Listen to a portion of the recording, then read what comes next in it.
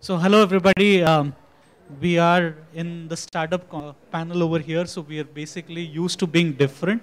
So this is not really going to be, monologues one after the another. We're going to try and make it as interesting as our lives are, being all in this, concept and dream and endeavor that is IoT and M2M. So to help us along with the journey to set the stage is really an initial talk from Vodafone around the space and what startups have as a value in the whole ecosystem that is IoT. So we'll start off with that before we run into the panel and the introductions. And so if you don't mind just introducing yourself as well. Sure. So hello once again, Rajneesh Mittal from Vodafone. So let me, a quick disclaimer first. I've just been parachuted into this panel.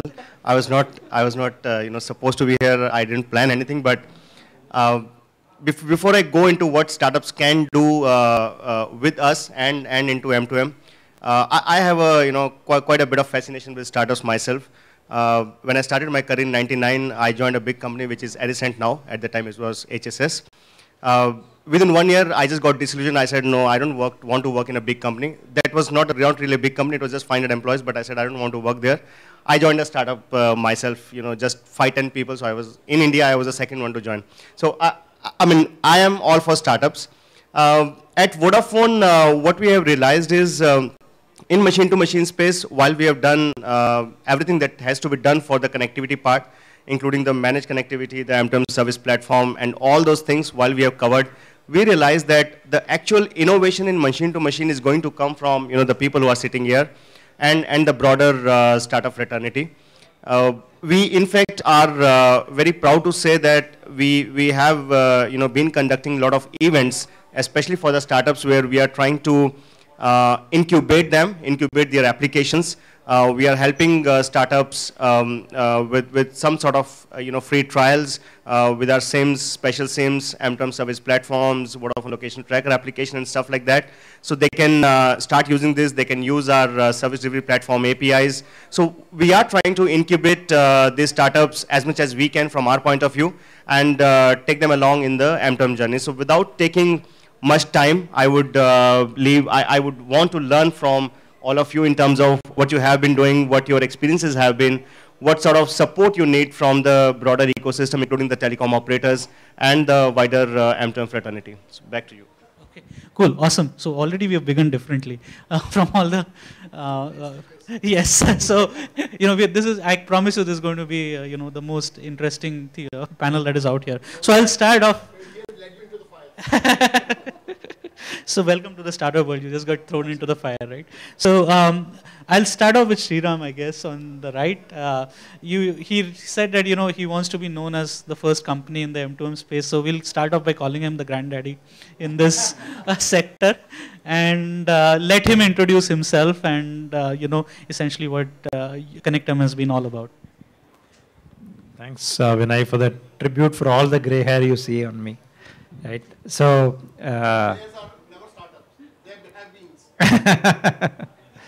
Okay, very happy to be here. Thanks for the organizers for getting us into the panel. Actually, last time I promised to be here, I had to miss it because of personal reasons. So I was sure that I'm going to make it today, and I'm glad that I'm here talking to all of you. Right. So. Connectum, many of you may know. If you don't know, I would like to talk about Connectum a little bit, then maybe about myself.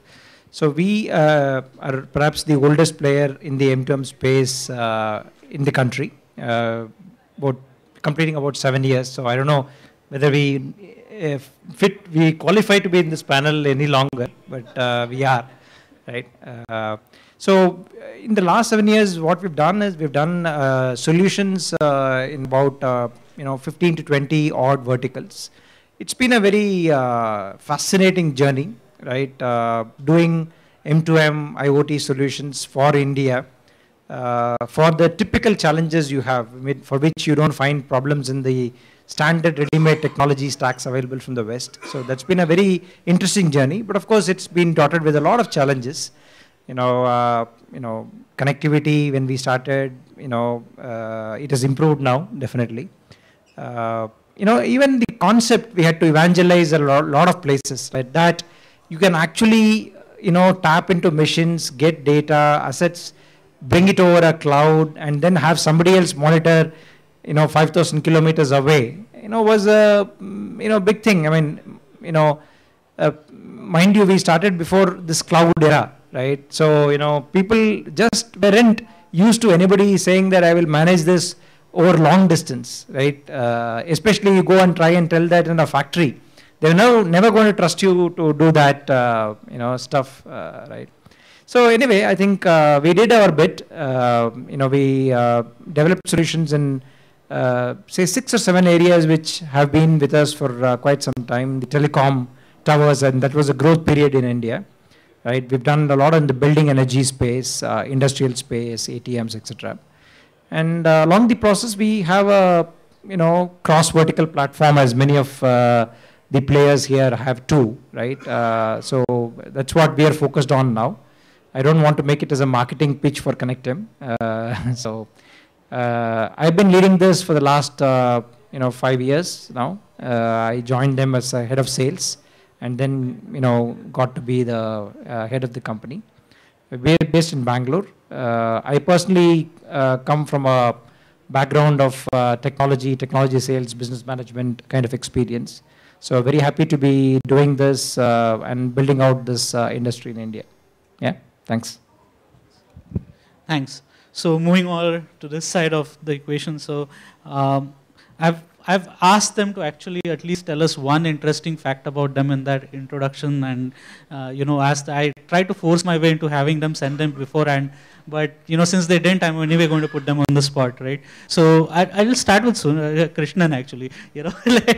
So Krishnan, Krishnan runs analytics company, and I let him talk about his company. But when I asked him, what is it interesting, so he said, he's the data geek of all time, and if you basically stab him with a knife, what you'll find is only data, not blood.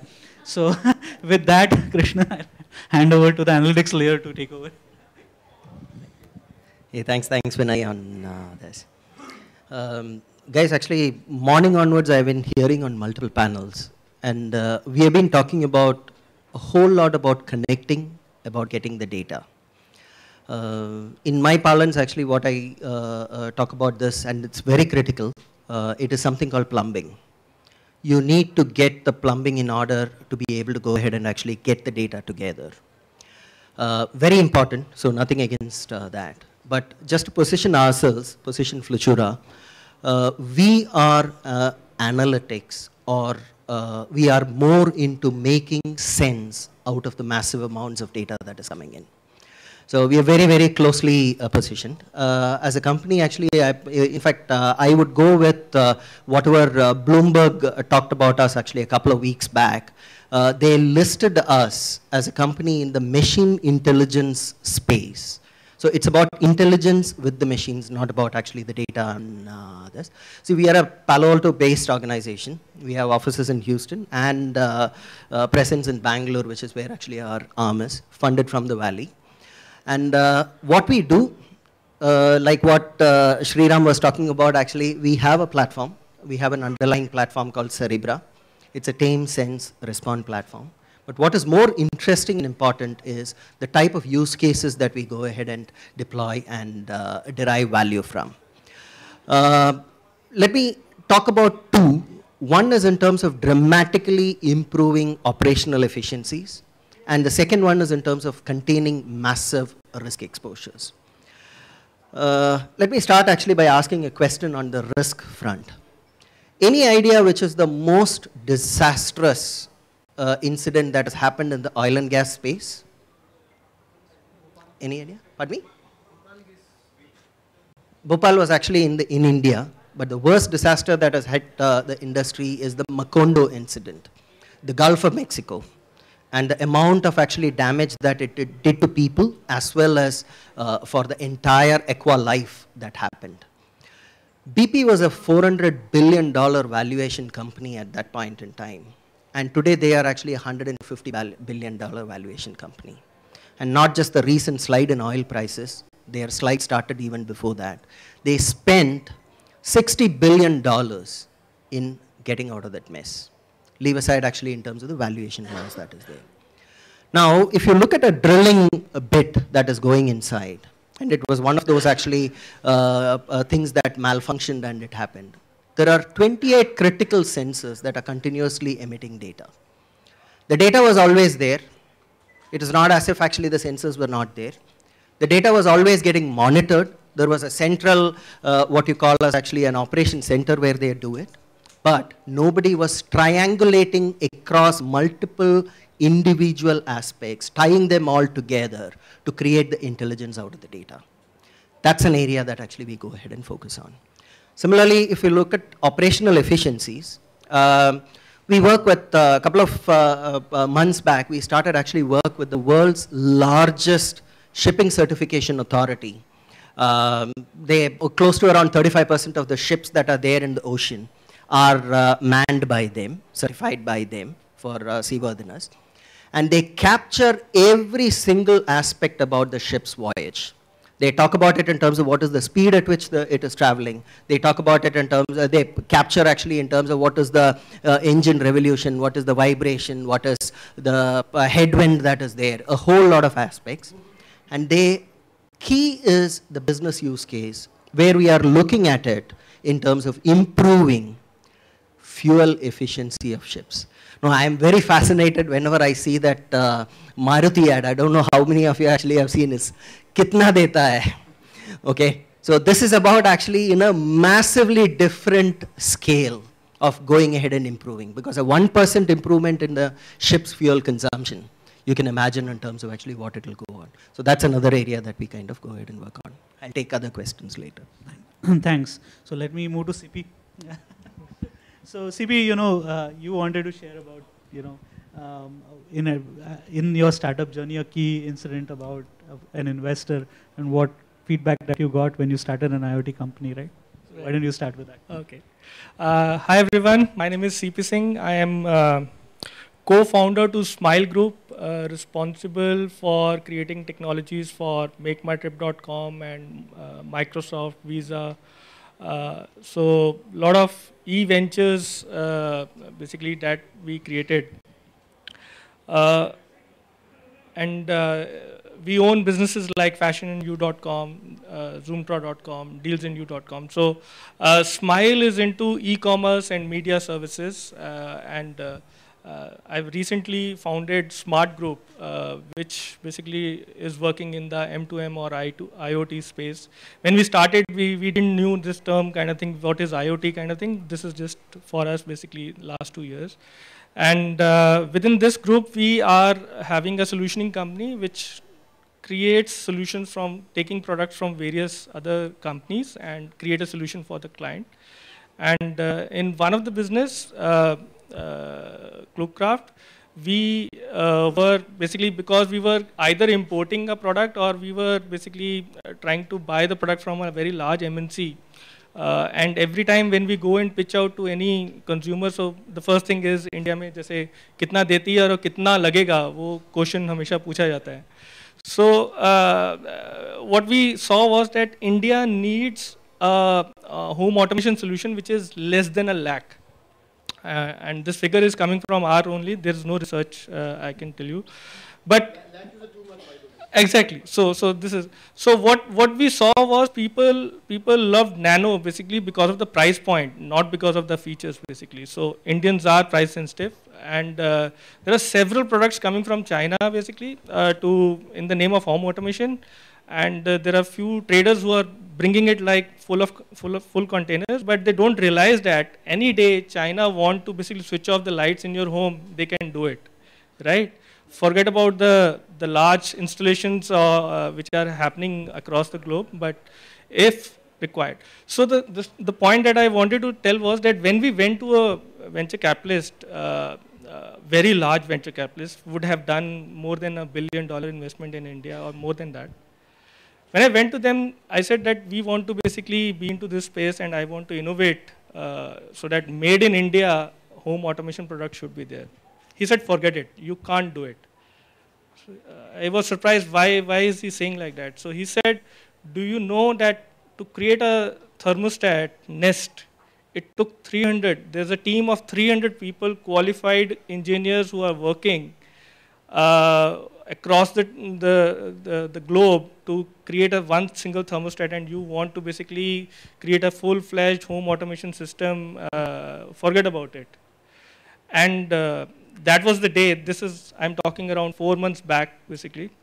That was the day when I said, okay, maybe he's right. And what I did was basically I came back and basically started working with my engineers who are just having 2 to 3 years of experience in embedded software.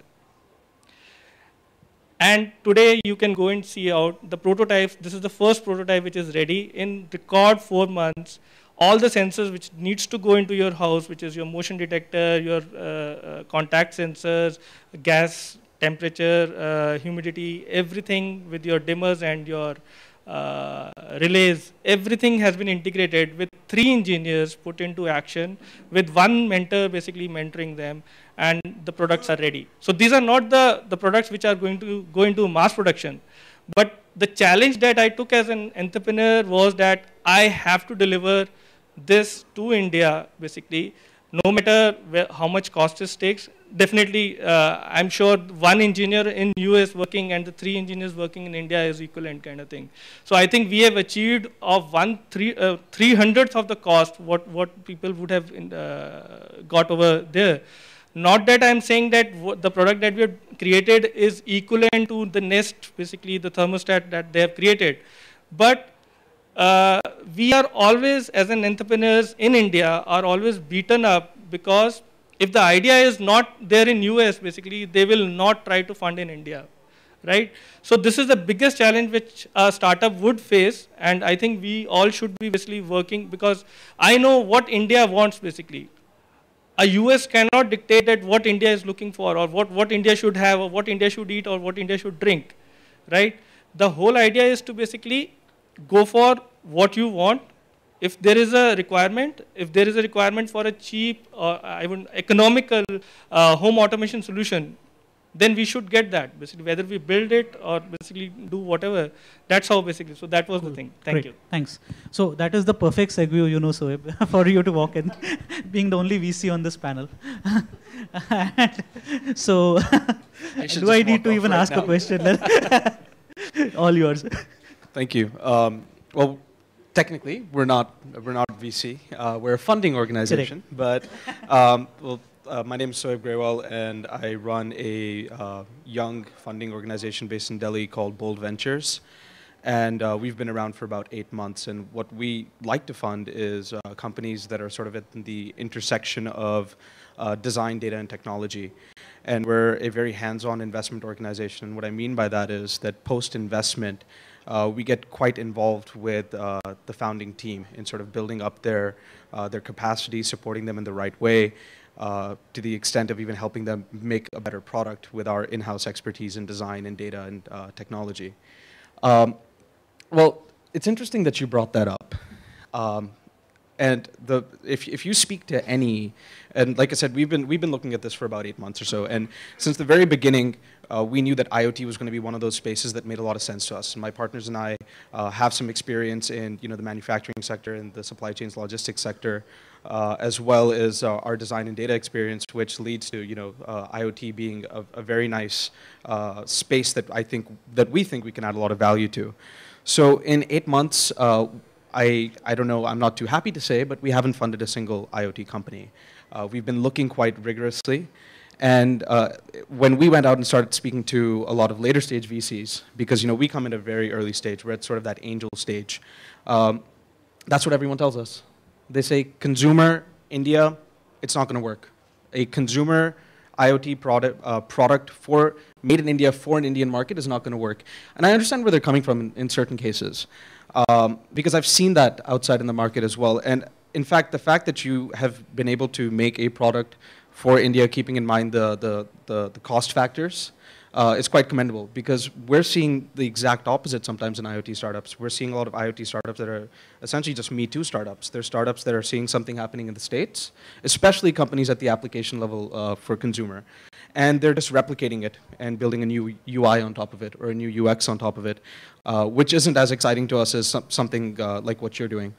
But yeah, I think that where startups fit in, to sort of bring it in back to the conversation, what's a startup's place in the value chain? I think Mr. Kishore is not here, but what he said I really agree with, that you know, what we've seen over the last 2 or 3 years in India, the first sort of entrants of IoT startups have been either platform companies, much like your companies, or analytics companies.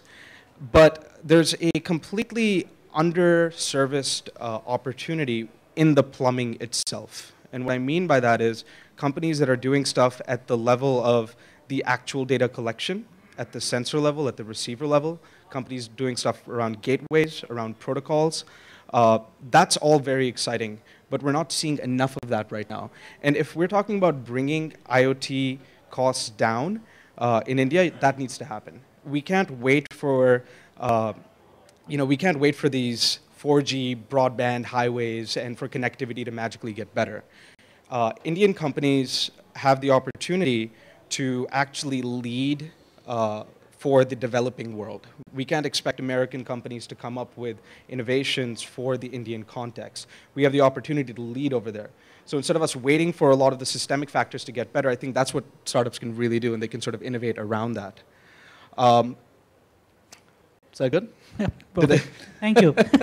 So as when you does the can see, bloodbath begin? Yeah, and you know, as you can see, there are already divergent opinions, and Krishnan and I have been on forums where, you know, we're always talking the exact opposite of what the other person is preaching. So continuing in that value chain, coming to Arunav, if you could tell us a little bit about yourself and tell us why you started your company. Yeah, sure. Well, I'm Arunav Gupta, founder and CEO of Bhanusoft.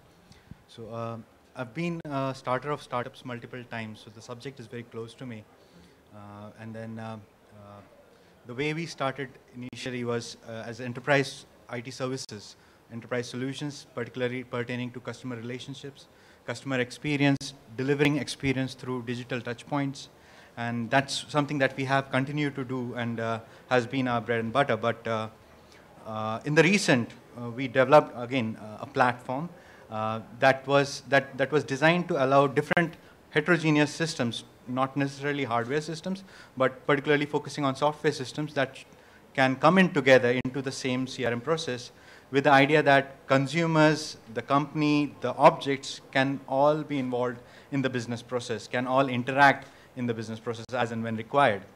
And we work towards it with a platform that is now, that was a patent actually, that's already a patent in the US a year ago. And we accidentally sold the first license into an IoT requirement, and that's when we started full-fledged into IoT space. So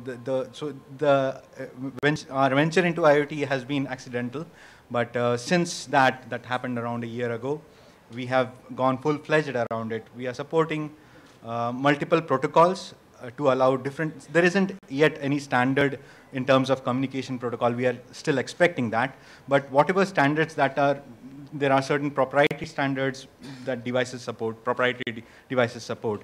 So we decided to support as many as we can. So we are supporting multiple communication protocols, around half a dozen technologies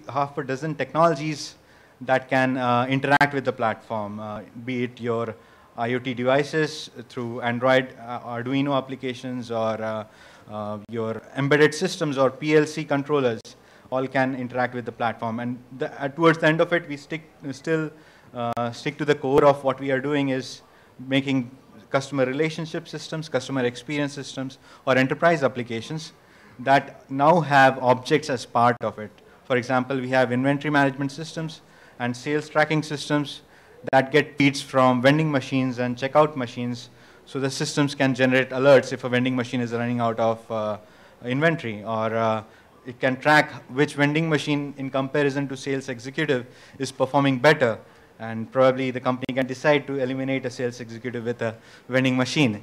But that side apart, we are seeing an enormous requirement coming to us that requires such communication between objects or regular objects that are required to be IoTized. And I am strongly seeing that there is a wave coming in. Everything that we see currently around us, there will be an IoTized version of that. Your pen, your wristwatches, your glasses, everything would have certain degree of smartness into it, such that it becomes easier, or to make it easier and more. And again, as CP mentioned, that keeping it cost effective as well. Towards the end of it, I see that the benefit in terms of cost is going to be for both the consumers and the businesses as well. The challenge is to how do we attain it at a reasonable price or at a reasonable cost. Coming to the point of the startups in the value chain, whenever there is a wave, whenever there is a change happening, there is a potential, there are a lot of challenges that are going to come in. And whenever there are challenges, it's a significant opportunity for any startup to grab that challenge and to specialize in those areas. The kind of things that we are seeing is currently we are importing our devices, the hardwares, the chipsets from abroad. And we have met a few people around here, and we see that I now have my eyes open that there are potentials in India as well for those same chipsets, with similar capabilities to be manufactured in India. That we can use in our enterprise systems as we are deploying, as we are proceeding. That being one area of it. Telecom has a need for expanding into the rural parts. We are working towards how do we apply IoT in farms, so that if for an acre or a large area of farm, a gadget or a device can sense if a particular area in farm is insect infected, and a software or a mobile app can tell you that this is the area that you have to target your whatever. So, but then that requires the telecom, the power sector as well, the renewable energies as well, to come in together. And I see that this is a time for different industries, different technologies, all to come into a congregation and to come up with, put in their own best in terms of achieving the next generation of the living standard, the business models that would be replacing everything old that we see around us. Okay, cool. So, with this, you have a kind of a broad view of everybody who's on the panel. What are the kinds of problems? About a movement like they are about IoT. It's actually quite commendable, and I think all of us have read the draft policy, and there are some interesting things. But there are some fundamental issues that the draft policy also doesn't exist. I'll leave that for another conversation, but to say, should we wait? Not so much. If we look at what the government plans to do, they want to create 5 centers of excellence for promoting IoT startups and create these incubators with their existing TBIs and other non-government organizations. That's going to take a lot of time. I mean, it's a draft policy right now. Are we expecting the centers of excellence and incubators to come up 3-4 years from now? I don't think we need to wait, because from what we've noticed, startups aren't waiting. There are excellent vertical-specific hardware IoT accelerators all around the world. And there are some fascinating Indian startups that are going there now. In fact, some of the most exciting IoT companies we're speaking to right now and hoping to fund are based over there. So they're in Estonia, they're in Shenzhen, they're in the Valley. They're all of these places where they have a support system and an ecosystem that they require to actually start building these products and getting it ready to take it to a point where they can bring it out to the market. We need a lot of that over here. So I don't think we need to really wait too much. I'll want, unless someone here wants to specifically talk about it, move on to that side. Yeah, Krishnan? Let me actually take a step back. I'll think about actually 3 aspects that we need to discuss. It's not just about the government. It's definitely not just about the government. So let me take a step back and actually look at 3 perspectives. One is from a customer angle. See, when we started and we went to one of the early customers, they asked us the question, why do we give this project to 3 men in a garage? That was the question actually that was asked. Today, it's a $20 billion organization. We were talking to the Indian arm of it. Today, last month, I was there in Paris talking to the headquarters. The solution is going to be rolled out across 80 countries. And the only damn way that they can go ahead and roll out the solution is if they go ahead and adopt our solution. So we are talking about actually Lot of this. So customers is one perspective. And if I were to look at it, I keep saying this, and actually I keep saying this to SAP guys themselves. They have rated us as actually one of the top 5 most transformative solutions across the globe on HANA platform. But I keep telling it to SAP itself, saying that in my earlier role, I used to deal with them, and they were a brick. They won't move. Whereas today, if you really look at it, they have one of those most thriving startup focused programs actually across. So that is where innovation is coming in and people are actually looking at it. So that is one aspect on the customer. In fact, the one which I talked about on the largest shipping authority, we went back and actually asked them. So they said they already deal with large organizations in the US, the likes of CSC. They deal with IBMs. They deal with large companies in India, services providers in India, and they still chose us. So we went back and asked them actually saying why. So very interesting and intriguing answer was given to me by the CIO. They said, all those biggies, I spent a lot of millions to handle the past in the organization. So keep it running, have you heard that term? So that is the one actually that you go ahead and look at. The innovation will come in actually from the startups. So that is one dimension which is in terms of actually the customer dimension. Second, very interesting dimension, and actually 10 years back I started my first attempt. Okay, at that time, trying to get a guy was difficult because in the marriage market, when you need employees, it used to be, where are you working? Okay, are you working actually, do you have stability in your job before this? Very intriguing. I was talking to someone who joined us, and he was saying actually now startup market is in vogue. People are coming and asking actually, oh, are you working in a startup? And also asking, what is the stock option that you have as a part of actually the startup?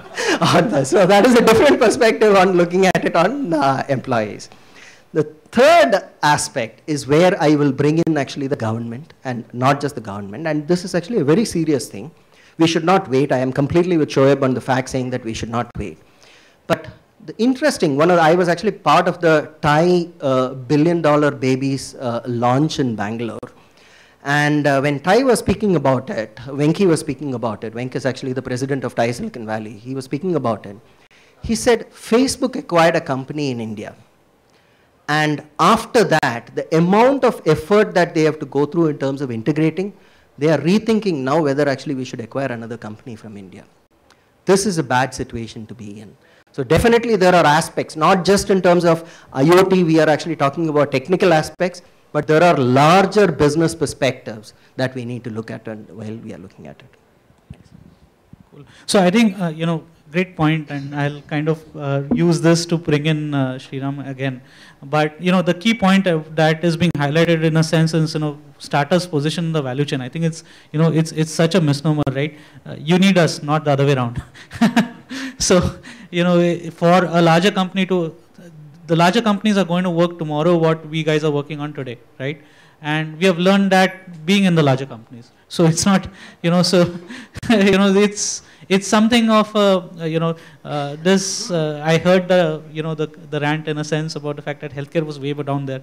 I think, startup is the keynote plenary and the end here. So if there's anything has to move in the context of all these discussions, it's the people who are all in, betting their lives on making this happen that are going to drive it, right? So with that, having seen, two very different markets in a sense, when you guys started off, M2M was it, IoT is like more recent from a marketing perspective, but all of us have been working in sensor networks for maybe 15 years, right? So how are you seeing this market change and what have you seen, over the years? What is exciting you or not today in the context of this industry, both of you guys? Yes, sure. I mean, quite a few things have changed. Most importantly, I think the mindsets and acceptance from customers have changed and their orientation towards this has changed. I think today, you don't have to spend a long time in your sales cycle convincing somebody that, they need a connected product strategy. They need to be connected with what they are selling. They need to be connected with their consumers. You don't have to make those kind of sale. I think that's a given. Now they're asking, okay, how good are you at doing that, right? I think that's a very big change, right? I think that's a significant amount of maturity in the marketplace for someone to come and operate, right? So I think I see this as a stage where startups can now really innovate on delivering value, right? I think Shoaib made this point, right? I think there is so much talk about, say, the internet of data, the analytics, the software, the applications, right? I think in India, we still have the big problem of reliably acquiring data and transporting it, right? I think that's a very big challenge, because all the fancy stuff that you can build are all useless if you don't get data with integrity into the system, right? I think customers are realizing that. I think we ourselves have experienced in our initial projects, a lot of projects we face challenges, and then our entire effort goes into innovatively finding solutions to those problems, right? That has changed significantly. I think the other aspect is what Krishnan referred to is I think the talent availability also has changed, right? Today, in a place like Bangalore, you can easily get talented engineers who understand IoT, who know what you're talking about. You don't have to motivate them. They can pretty much come and be productive from, say, day one, right? Those are some significant changes which have happened. I think, I will leave it at there. I think, we can talk a lot about changes that have happened with the connectivity and stuff like that. But I think, I think these are important changes that we've seen. Correct. So Rajni, specifically because you come from the network side, right? One of our biggest problems, right? So, I know all hell will break loose, in between all you startup guys. Anyways, go ahead, shoot. No, I think I've said enough. So let me answer that. So I'm not sure how many government representatives are still here in this audience. We are talking about today around 900 million subscribers in this country, right? I mean, let's say Vodafone India, if I compare with Vodafone Group, all our properties, I think all our properties put together one side and Vodafone India on one side, right? So that's the scale of everything that we do in India. Now, if we start talking about these IoT devices that we need to connect, right? These are not real millions. We are saying billions. Where is the spectrum, right? An auction is on, the prices, right? How do we actually make sure that we connect all these devices? That's a huge responsibility also, but huge task as well on the operators to actually make sure that we connect, we reliably, transport all this data back to, your data centers wherever they are.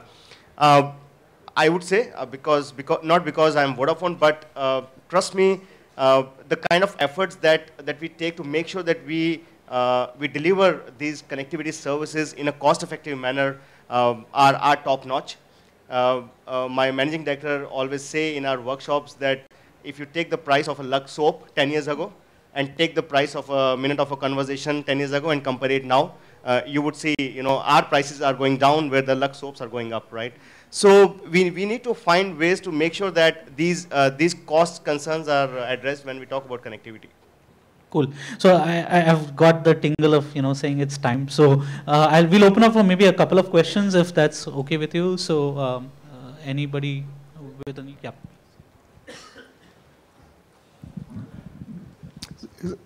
See, Mr. Chidambaram mentioned about today we have the engineers ready to take on immediately. I think that you might be correct when you talk about the software part. How about the hardware part? Do we have enough sources? Because IoT is not about software alone. And that has been my pain point which I have been trying to share on all the platforms, that IoT is all about the complete products. And that's where we need hardcore competence. And for that, we need to have the temperament. Even in our youth startups, you are basically focused on the two major you can say, bottlenecks in your real leaping to the next level is one, you are always in the services model, not in the product model.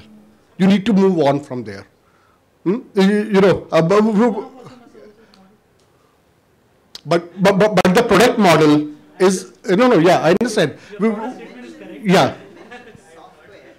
So software product, see, product is a product, whether it's software. Microsoft is a product company, it's not a services company. But Infosys is a services company, TCS is a services company. You know, we need to, Apple is a product company. They may make software, whatever. What I'm trying to say, why are we not getting any of our Apples and Microsofts and Googles in India? The basic thing is, we need to have the complete product, that temperament among the startups. Well, if we just limit to one small part of the whole value chain and try to encash on that and leave rest to China and to US and Europe, I think we will never make a significant, progress to get the share of the cake that we all want. So you want to start off with, and then CP also wants to join. Yeah, sure. No, So I'm going to answer the part where you say that there are less number of talent available in the embedded space. Basically, people hardware embedded to us. Okay, so okay, so this is coming from the perception as well as a lot of external sources working outside the country saying that India is a software development country. No. Okay. So from where I'm coming is that I'm talking to right now 2 to 3 MNCs basically and few venture capitalist fund people. And when we go to them, they say hardware, let it be designed by someone else, or you bring it from the greater China. You focus on software, that's what you are best in, basically. Not that CP Singh is best in, but India is best in writing software than that. So our NITs, AppTechs of the world have developed those software talent, but there are very few institutes where basically the BTechs also basically is more or less like a software talent pool getting generated. Very less number of colleges are there which are focusing on developing microchips kind of thing. There is hardly, I don't know of any good IITs definitely, but the numbers you can count them on the fingers itself. Your foreign clients have been very polite to you. I would have been much harsher. You know what? We are not even good at softwares also. See, because we do not respect a rugged, reliable design. You know, that temperament needs to come in the design team leaders. You know, and colleges, why are we blaming colleges? Are you as an entrepreneur?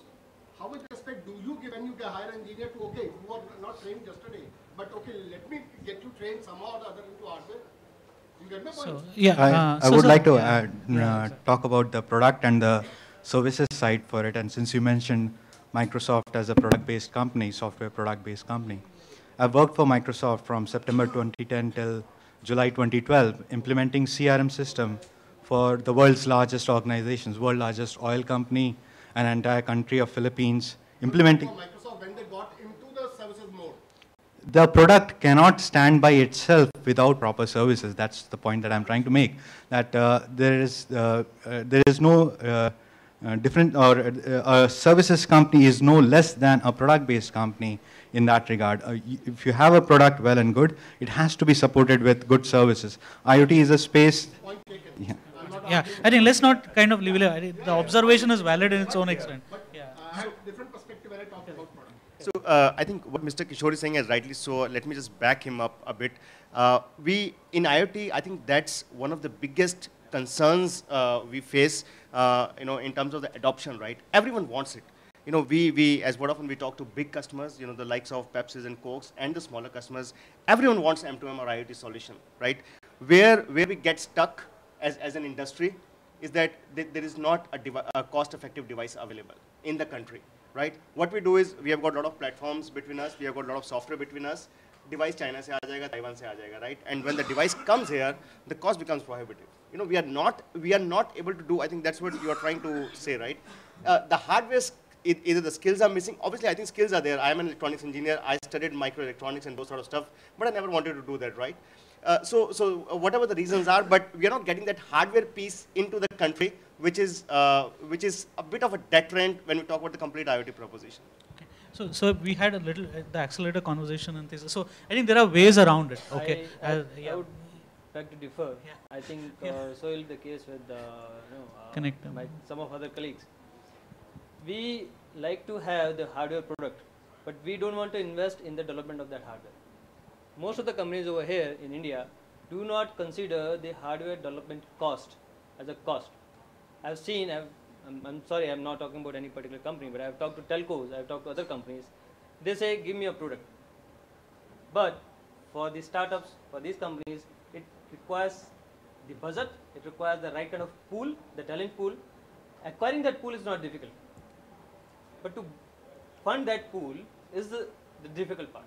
And very sorry to say, I've seen people, if you make this product, I'll give you the order for 5,000 pieces, 10,000 pieces, 100,000 pieces. But nobody bothers about the development cost and the development time. They want it tomorrow and they want it ready. Absolutely. So it is ready product. Yeah. Compliance ready. compliance ready product. But Secure products.